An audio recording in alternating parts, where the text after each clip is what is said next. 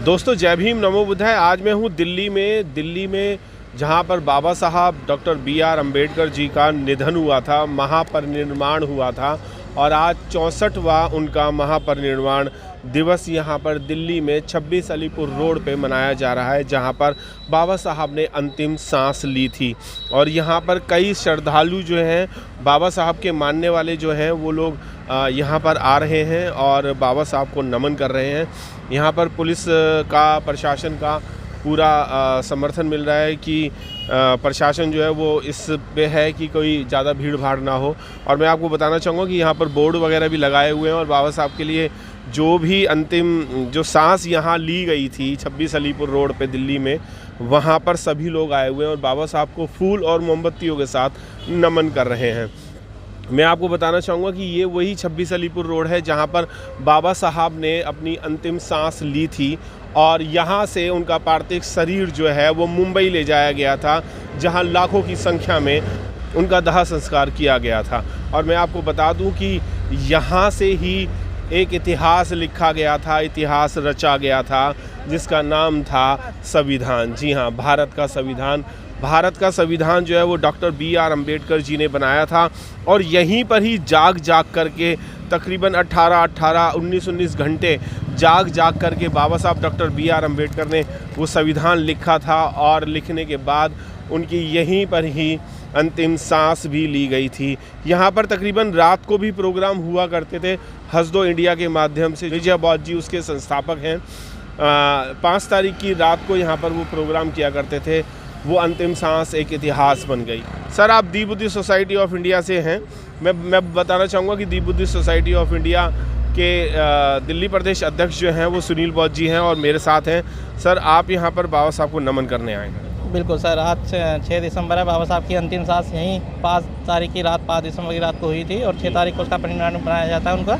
तो उसी के उपलक्ष्य में श्रद्धांजलि देने के लिए और विनम्र अभिवादन करने के लिए हमारी पूरी टीम यहाँ पर आई हुई है। और अभी 11 बजे से हम पूरा मिल बांट के एक हाथ एक समय एक जगह कैंडल जला के बाबा साहब को श्रद्धांजलि देंगे। जी, मैं आपको बता दूं कि एक इनका स्लोगन है, एक समय एक हाथ एक साथ। सब लोग एक कैंडल जलाएंगे यहाँ पर। और दी बुद्धिस्ट सोसाइटी ऑफ इंडिया के बहुत सारे लोग यहाँ पर आए हुए हैं, बच्चे भी हैं, बुज़ुर्ग भी हैं और तमाम लोग यहाँ पर पहुँच रहे हैं। और धीरे धीरे जैसे टाइम बढ़ता जा रहा है, यहाँ पर बाबा साहब को श्रद्धांजलि देने के लिए लोग पहुँचते जा रहे हैं। मैं और लोगों से बात करूँगा। सर, कई सालों से मैं आपको देख रहा हूँ। बाबा साहब अभी भी अगर हमारे साथ होते तो क्या होता? देखिए, ऐसा है कि मैं यहाँ पर बहुत समय से आ रहा हूँ। 14 अप्रैल और 6 दिसंबर को पार्लियामेंट भी जाते थे और अब भी आ रहे हैं। और रही बात इसकी, जो आपने सवाल पूछा है कि बाबा साहब अगर होते तो डेफिनेटली बाबा साहब ने कहा था कि हमें इस देश के शासक बनना है। जी। तो डेफिनेटली हम एक शासक जमात होते और भारत के अंदर ना तो जाति होती ना धर्म होता, केवल हर व्यक्ति भारतीय होता। जिससे क्या है, जो आज ये लड़ाई लड़ रहे हैं, कोई कह रहा है कि जी मुस्लिम ये दंगेबाज करते हैं, कोई खालिस्तानी कह रहा है, कुछ और कह रहा है, तो सबके पास एक ही वो होता कि अभी हमारा जो धर्म है वो भारतीय है। जी। तो हम पूरा, हमारी जाति और हमारा धर्म जो है वो सिर्फ और सिर्फ भारतीय होगी, केवल भारतीय ही होनी चाहिए। हमारी जाति, धर्म, क्षेत्र, समुदाय, क्षेत्र, सब कुछ हम सब भारतीय हैं। हम, बाबा साहब ने भी कहा था, मैं पहले भारतीय हूँ, उसके बाद कुछ और हूँ। और हमें नेचुरली जो भारतीयता, जो उन्होंने कॉन्स्टिट्यूशन जो हमें दिया, वो एक धर्मनिरपेक्ष कॉन्स्टिट्यूशन दिया, सेकुलरिज्म दिया। तो इसीलिए दिया कि इस कितना अच्छा है कि इसमें सभी जाति, धर्म, वर्गों, क्षेत्रों, बोली, भाषाओं, संस्कृति के लोग आपस में सभी लोग मिल के रह सकते हैं। जी। तो एक बहुत बड़ा अच्छा उन्होंने कॉन्स्टिट्यूशन दे गया। आज भी हमें उनकी याद आती है, जैसे आपने कहा। तो ये जो जाति के नाम पे दंगे हैं, धर्म के नाम पे दंगे हैं, या किसी और विशेष बातों के नाम पे दंगे हो रहे हैं, एक दूसरे को भाई से लड़ाया जा रहा है, तो बाबा साहब की बात अगर अभी नहीं भी है तो उनका जो बनाया हुआ संविधान है, अगर हम उसको भी लागू कर ले तो हम सब इस देश को एक सर्वश्रेष्ठ देश विश्व में स्थापित कर सकते हैं। बिल्कुल, सर्वश्रेष्ठ देश इस विश्व में हम उसको स्थापित कर सकते हैं। मैं और सारे लोग यहाँ पर हैं। मैं आपको दिखाना चाहूँगा कि यहाँ पर लाइन भी लग चुकी है और बहुत सारे लोग अंदर भी हैं और कई सारे लोग आ भी रहे हैं। ये यहाँ पर सभी का टेम्परेचर नापा जा रहा है और सैनिटाइज़र यहाँ लगाया गया है और ऑटोमेटिकली सेंसर वाला सैनिटाइज़र है और सबको सैनिटाइज भी किया जा रहा है। यहाँ बाबा साहब डॉक्टर बी.आर. अम्बेडकर ने अंतिम सांस ली थी और ये यहाँ पर एक स्मारक बनाया हुआ है। अंदर से बहुत ही खूबसूरत है और सांची का स्तूप है, बाबा साहब की मूर्तियाँ हैं, गौतम बुद्धा की मूर्तियाँ हैं और यहाँ पर बाबा साहब का अंदर जो स्मारक में जो हॉल बनाया गया है, एसी हॉल है, वो ये जो आप द्वार देख रहे हैं एसी हॉल है और यहाँ पर बाबा साहब की सभी चीज़ें दिखाई गई हैं कि उन्होंने कैसे कैसे और क्या क्या किया था। लोगों का आना जाना लग रहा है यहाँ पर और सोशल डिस्टेंसिंग के माध्यम से ही लोगों को अंदर आने दिया जा रहा है। मैं प्रवेश द्वार से आपको अंदर लेके जा रहा हूँ। ये फाउंटेन लगा हुआ है यहाँ पर और बुद्धम शरणम गच्छामि का एक यहाँ पर सॉन्ग भी बज रहा है और ये पूरे फूलों से सुसज्जित किया हुआ है और फाउंटेन वगैरह सबसे किया हुआ है। आप देख सकते हैं यहाँ पर फाउंटेन भी लगाए हुए हैं। ये सांची का स्तूप है और यहाँ पर कई सारे लोग आए हुए हैं, कई शहरों से लोग। आप कहाँ से आए हैं? स्वरूप नगर से आए हैं। स्वरूप नगर से आए हैं। कितने सालों से आ रहे हैं आप यहाँ? 2 साल से आ रहा हूँ। 2 साल से आ रहे हैं। साल से। धन्यवाद। आप कहाँ से आए हैं सर? सर आज़ादपुर से। है जी? आज़ादपुर से। आज़ादपुर से। सर आप कहाँ से आए हैं? मैं दिल्ली से ही हूँ। रमेश गौतम मेरा नाम है और मैं हर साल यहाँ पर जो है श्रद्धांजलि अर्पित करने के लिए आता हूँ। यहाँ पर एक बहुत सुंदर मूर्ति लगाई गई है जहाँ पर सभी लोगों को भेजा जा रहा है। जो भी नमन करने उनको जा रहा है या मोमबत्ती या फूल अर्पण करने जा रहे हैं, एक एक व्यक्ति को ही भेजा जा रहा है। यहाँ पर सोशल डिस्टेंसिंग का बहुत ज़्यादा पालन किया जा रहा है क्योंकि वही जगह है जहाँ पर बाबा साहब डॉक्टर बी.आर. अम्बेडकर ने अंतिम सांस ली थी और यही कोठी थी वो अब वो स्मारक के रूप में बना दी गई है। और मैं आपको दिखाना चाहूँगा कि यहाँ पर फूल रखे गए हैं और फूल पैकेटों में अलग हैं और टोकरियों में अलग से हैं ये फूल और ये फूलों को बाबा साहब को अर्पण करने के लिए लोग आ रहे हैं। और मैं आपको ये भी बताना चाहूँगा कोई जाति धर्म से नहीं है सर, आप सिख हैं और फिर भी बाबा साहब को यहाँ पर नमन करने आए हैं, ऐसा क्यों? मेरा नाम डॉक्टर बलबीर सिंह है और मैं अनुसूचित जाति से बिलोंग करता हूँ जी। और मेरा जो बाबा साहब ने हमारे लिए किया जी वो बेमिसाल है, वो कोई भी नहीं कर सकता। संविधान का रचयिता भी रहे हैं और हमारे हक के लिए उन्होंने जीवन कुर्बान किया। जी बिल्कुल, हमारे हक के लिए बाबा साहब डॉक्टर बी.आर. अम्बेडकर ने जीवन कुर्बान कर दिया। और आप देख सकते हैं कि यहाँ पर कई लोग पहले आके जा चुके हैं और डॉक्टर बी.आर. अम्बेडकर जी की जो प्रतिमा है उस पर सब लोग फूल चढ़ा करके यहाँ पर लोगों ने बाबा साहब को नमन किया है। पढ़े थे पहले, सब धर्मों के ग्रंथ पढ़े थे, उसके बाद ही बुद्धिज़्म उन्होंने अपनाया था। बाबा साहब ने बुद्धिज़्म क्यों अपनाया था? बाबा साहब ने बौद्ध धर्म अपनाने के लिए उनको एक कारण था, क्योंकि बुद्ध का धर्म उनके पुरखों की जो आज शेड्यूल कास्ट शेड्यूल ट्राइब्स है ओबीसी हैं, जो हिंदुओं में हिंदू नहीं है। और उन्होंने समता समानता का और जो जहाँ जाति विहीन जो है सबको बराबर का दर्जा देता है वो धर्म है बुद्ध धर्म। जो बाबा साहब आम्बेडकर ने जो आत्मग्लानि सहन की है हिंदू धर्म के अंदर में, जो मनुष्य से भी बेहतर उनके जानवर से भी बेहतर उनके साथ में व्यवहार किया गया। एक जानवर कुत्ते बिल्ली तो इनके चूल्हे चौके तक जाते थे और बाबा साहब एक जाति के कारण वो वहाँ बैठने स्कूल में नहीं बैठ पाते थे, गाड़ी में बैठ रहे, गाड़ी वाले ने भी उनको धक्का देकर निकाल दिया कि तू महार जाति का है, महार जाति शेड्यूल कास्ट में आती है।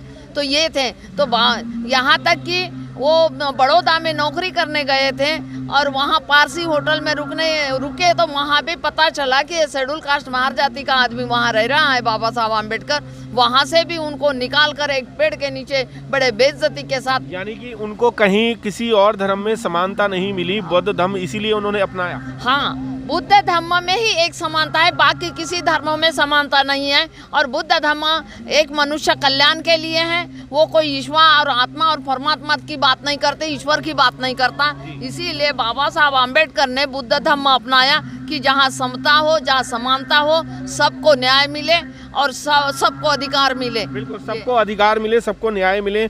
क्या बाबा साहब अगर यहाँ इस टाइम और होते, जिंदा होते, तो क्या बुद्धिज्म और आगे बढ़ता? हाँ, बाबा साहब जिंदा होते तो बुद्धिज्म इतने आगे जाते कि बंदा कोई सोच नहीं सकता। जी बिल्कुल, कोई सोच नहीं सकता था कि बुद्धिज्म कितना आगे चला जाता। कुछ महिलाएं भी हैं, मैं उनसे भी जानना चाहूँगा क्या अगर बाबा साहब होते तो आज इस देश की दशा क्या होती? अगर बाबा साहब आज होते तो शायद ये हमारी स्थिति ना होती। क्यों? क्योंकि बाबा साहब एक अकेले थे। बाबा साहब ने तो स्थिति आपकी ठीक कर दी थी, अब स्थिति क्या नहीं होती? क्या मतलब, कहना क्या चाहते? मैं बताऊंगी, क्योंकि बाबा साहब अगर आज होते तो वो स्थिति इसलिए नहीं होती जो आज भी हमारी बहिष्कृत और दयनीय स्थिति है। वो इसलिए है क्योंकि हम बाबा साहब को तो मान रहे हैं, उनकी फ़ोटो की तो पूजा कर रहे हैं, लेकिन उनकी विचारधारा पे नहीं चल रहे हैं। उन्होंने कहा था कि मेरी पूजा मत करना, जिस मार्ग पे मैं चला हूँ क्रांति का मार्ग, सामाजिक क्रांति। हम जब तक सामाजिक क्रांति नहीं करेंगे तो समाज में सोच नहीं बदलेगी। पहले हमें हर व्यक्ति की सोच बदलनी है। वो हमें दे गए, अधिकार दे गए, सब कुछ दे गए, लेकिन क्या आज भी 10% जो ब्राह्मण लोग हैं, जो चतुर्वर्णीय लोग हैं, वो क्यों राज कर रहे हैं हजारों साल से? वो इसलिए कर रहे हैं, वो संगठित हैं, वो कट्टर हैं वो लोग। लेकिन हमारे जो बहुजन भाई हैं वो क्या करते हैं, वो अपना आरक्षण लेके अपने ही में ही पेट पाल रहे हैं। बिल्कुल। अब अगर बाबा साहब होते तो क्या स्थिति होती? मेरा क्वेश्चन ये था। हाँ, वो स्थिति ये होती कि शायद वो अकेले इतना काम करे तो शायद वो लोगों को समझाते। अब वो नहीं है तो समझा नहीं पा रहे हैं ना। लेकिन बाबा साहब जैसे और बहुत व्यक्ति आज समाज में आ गए हैं जो बाबा साहब की बात को आगे बढ़ा रहे हैं और बाबा साहब के कारवां को आगे लेके जा रहे हैं। जी बिल्कुल, बाबा साहब के कारवां को आगे लेके जा रहे हैं। जैसे बाबा साहब महान आदमी थे, उस तरीके से शायद ही कोई होगा, क्योंकि उनके बाद काशीराम साहब भी आए, वो भी चले गए, और बहुत सारे लोग आए। हमारे दिल्ली में शांति स्वरूप बौद्ध भी थे, वो भी धम्म का काम बहुत ज़ोरों शोरों से कर रहे थे और पूरे देश में धम्म को और हमारे समाज को आगे बढ़ाने का काम कर रहे थे। उनका कोरोना में महापरिनिर्वाण, उनका भी निर्माण हो गया और ये बहुत दुख की बात थी। ये दी बुद्धिस्ट सोसाइटी ऑफ इंडिया की तरफ से लोग यहाँ पर आए हुए हैं और ये पूरी कतार में इस पूरे स्मारक का राउंड लगाएंगे, चक्कर लगा रहे हैं ये लोग। और आप देख सकते हैं कि सभी लोग यहाँ पर एक एक कैंडल लेकर के सब लोग चल रहे हैं।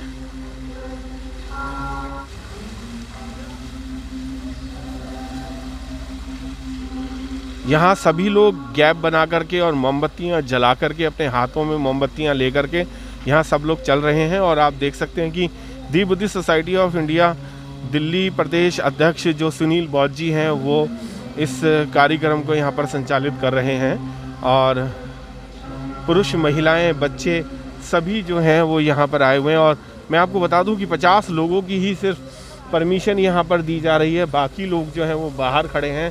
पहले ये लोग बाबा साहब को नमन करेंगे, उसके बाद ही आगे बढ़ा जाएगा। दी बुद्धिस्ट सोसाइटी ऑफ इंडिया को सिर्फ 50 लोगों की ही परमिशन मिली है और 50 ही लोग यहाँ पर आए हुए हैं। और वो लोग कैंडल लेकर के, गले में पंचशील पहन करके, ये सब लोग बाबा साहब को नमन करने के लिए जा रहे हैं।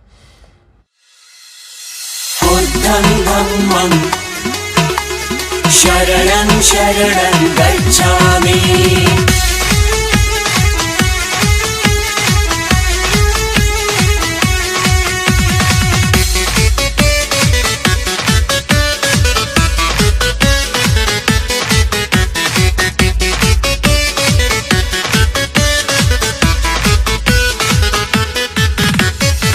जय जय बाबा भीम महान, जय जय बाबा साहेब महान। जय जय बाबा भीम महान, जय जय बाबा साहेब महान। फर्श से अर्श पे पहुँचा डाले, फर्श से अर्श पे पहुँचा डाले, जिनका नहीं था कोई मुकाम।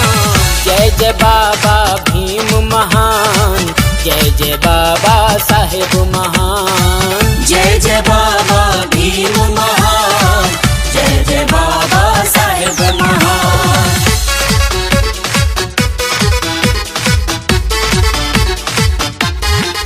मेरे भीम भीम बाबा, मेरे भीम भीम बाबा। जय जय भीम भीम बाबा, जय जय भीम भीम बाबा। यथा नाम और यथा गुणों से हरदम युक्त रहे तुम, राग द्वेष भय लोभ मोह से हरदम मुक्त रहे तुम। यथा नाम और यथा गुणों से हरदम युक्त रहे तुम। राग द्वेष भय लोभ मोह से हरदम मुक्त रहे तुम। कर न सका जिस काम को कोई, कर न सका जिस काम को कोई, वो कर डाले तुमने काम। जय जय बाबा भीम महान, जय जय बाबा साहेब महान। जय जय बाबा भीम महान, जय जय बाबा साहेब महान। बुद्धं धम्मं शरणं शरणं गच्छामि।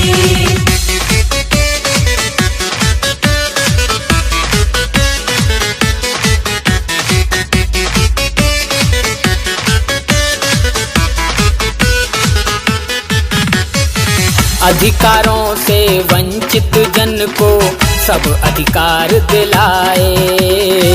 तुम जैसा माझी पा करके शोषित जन हर्षाए।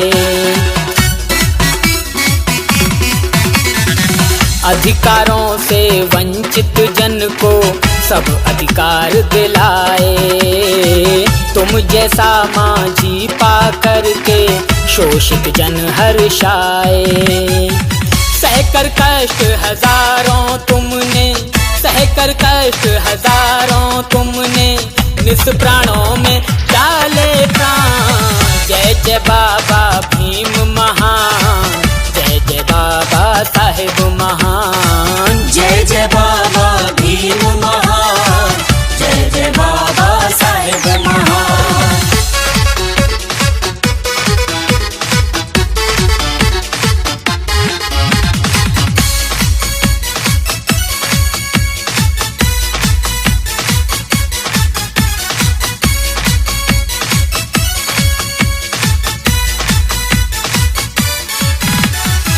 मरते दम तक तुमको बाबा चिंता रही हमारी। छुआछूत की कट पाएगी किस तरह बीमारी। मरते दम तक तुमको बाबा चिंता रही हमारी। छुआछूत की कट पाएगी किस तरह बीमारी। अंतिम क्षण में करा गए तुम, अंतिम क्षण में करा गए तुम बुद्ध धम्म का हमको ज्ञान। जय जय बाबा भीम महान, जय जय बाबा साहेब महान। जय जय बाबा भीम महान, जय जय बाबा साहेब महान। बुद्धं धम्मं शरणं शरणं गच्छामि।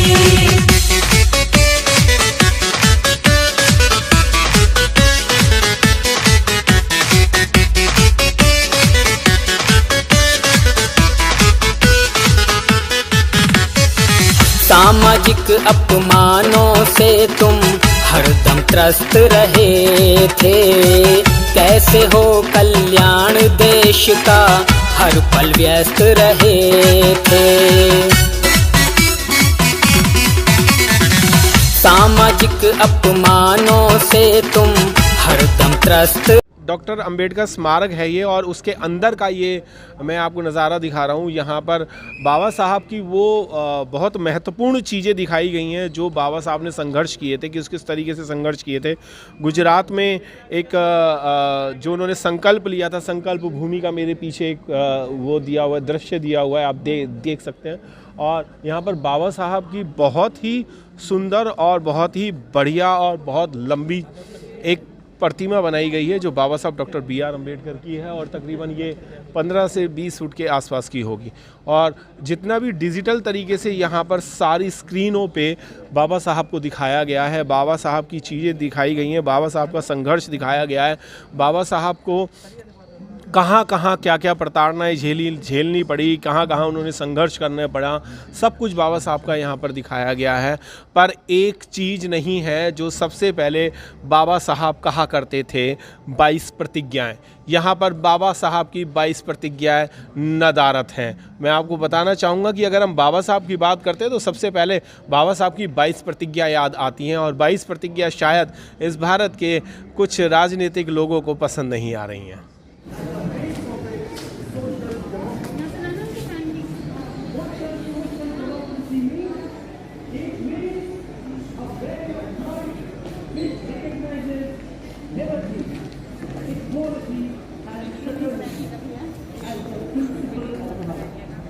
ये वो अंबेडकर स्मारक है जो बना हुआ है, जिसमें अभी हम हैं। ये उसका नक्शा है।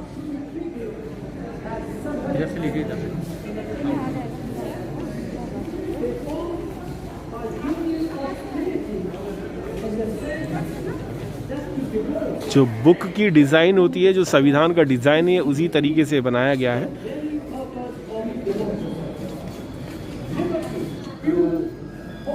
पच्चीस जनवरी 1950 को जब संविधान दिया जा रहा था तो उसमें हस्ताक्षर हो रहे थे, तो ये कई लोग थे उसमें जिन्होंने हस्ताक्षर किए थे। ये उसका भी यहाँ पर एक दृश्य दिखाया गया है यहाँ पर। और मैं आपको एक चीज़ और दिखाना चाहूँगा कि बाबा साहब डॉक्टर BR अम्बेडकर की आवाज़ जो है वो बहुत कम लोगों ने सुनी थी, और आज जो है वो आवाज़ यहाँ पर डॉक्टर स्मारक जो ये है, इसमें बाबा साहब को चलते हुए और बोलते हुए दिखाया गया है, जहाँ पर बाबा साहब अपनी एक स्पीच दे रहे हैं। What must we do?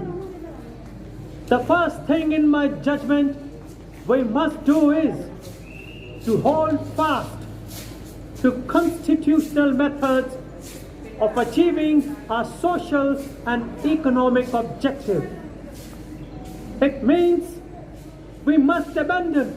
बाबा साहब डॉक्टर अंबेडकर को यहाँ पर सभी लोग नमन करने आए हैं। मेरे साथ नीलेश जी भी हैं। नीलेश जी, क्या लगता है अगर बाबा साहब अभी भी हमारे साथ होते तो इस देश की क्या दशा होती, या किस तरीके का ये देश होता? आज अगर बाबा साहब होते तो जितना पैसे बाबा साहब करके गए हैं वो भी कम नहीं है, लेकिन अगर बाबा साहब आज होते तो ये जो मनुवादी ताकतें जो हम पर राज कर रही हैं आज की डेट में, वो नहीं कर पाती। इससे बड़ी बात मैं क्या कहूँ। और अगर बाबा साहब नहीं है तो बाबा साहब आपको मूल मंत्र तो बहुत सारे दे के गए हैं, और उन ताकतों को तोड़ने का भी आपको मंत्र दे के गए हैं, तो आप क्यों नहीं तोड़ पा रहे हैं? एक्चुअली क्या है कि हम लोगों में इक्वालिटी नहीं है जी। हज़ारों संगठन बना लिए, हज़ारों पार्टियां बना ली हैं, ठीक है ना। तो उस वजह से सबसे बड़ी, जब तक आपस में ये लोग एकजुट नहीं होंगे तब तक ये राज नहीं कर पाएंगे, और राज नहीं कर पाएंगे तब तक ऐसे गुलाम बने रहेंगे। जी बिल्कुल। बाबा साहब ने कहा था कि संगठन जो है और संघर्ष करते रहो, पर संगठन के साथ करोगे तभी आपको कामयाबी मिलेगी। और ये बाबा साहब की ही देन है कि आज हम लोग यहाँ पर बैठे हुए हैं, एसी हॉल हैं, और यहाँ पर बाबा साहब का डिजिटल तरीके से यहाँ पर सभी फ़ोटो दिखाई जा रही हैं, सारे काम दिखाए जा रहे हैं। संविधान सौंपते हुए बाबा साहब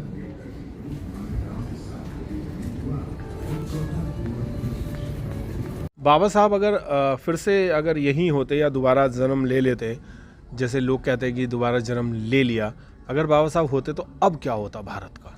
अगर बाबा साहब इस देश में, वैसे तो हम पुनर्जन्म में विश्वास नहीं करते, अगर बाबा साहब इस देश में होते तो ये मंडी और फंडी पाखंडियों की सरकार यहाँ पे नहीं होती।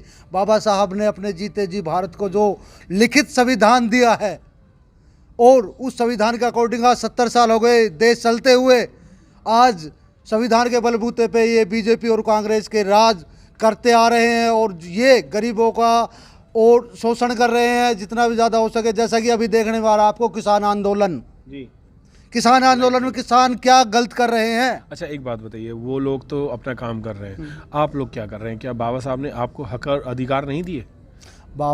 आज जो भी कुछ हम हैं वो बाबा साहब की देन है।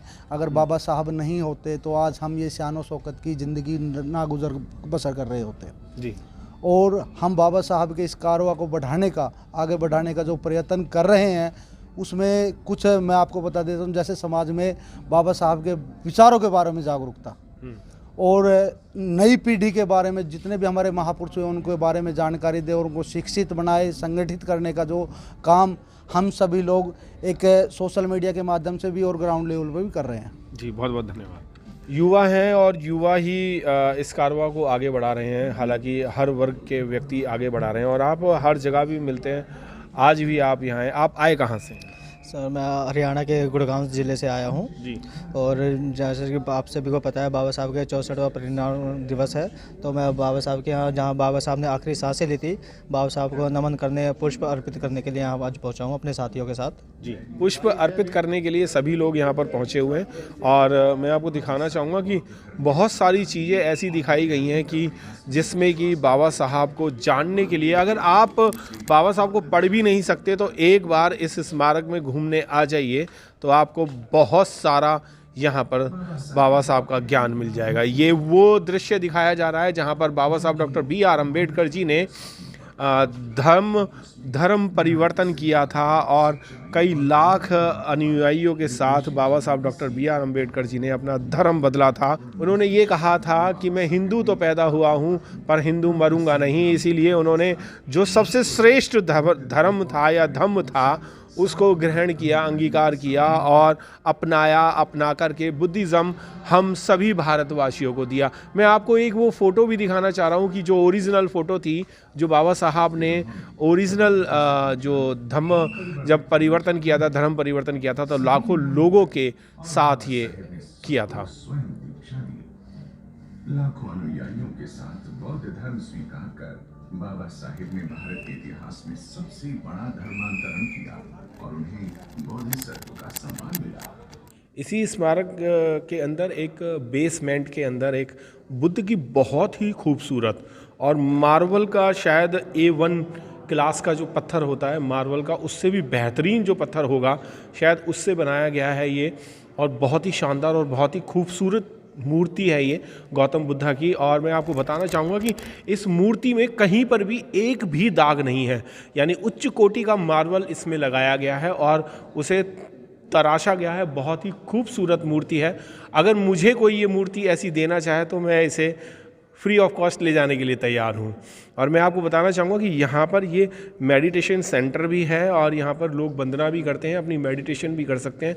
बहुत शांति से यहाँ पर बुद्ध को हम लोग सब लोग यहाँ पर नमन भी करते हैं, वंदना भी करते हैं। यहाँ पर भी बाबा साहब की एक फ़ोटो लगा करके यहाँ पर उनको पुष्प अर्पित किए गए हैं।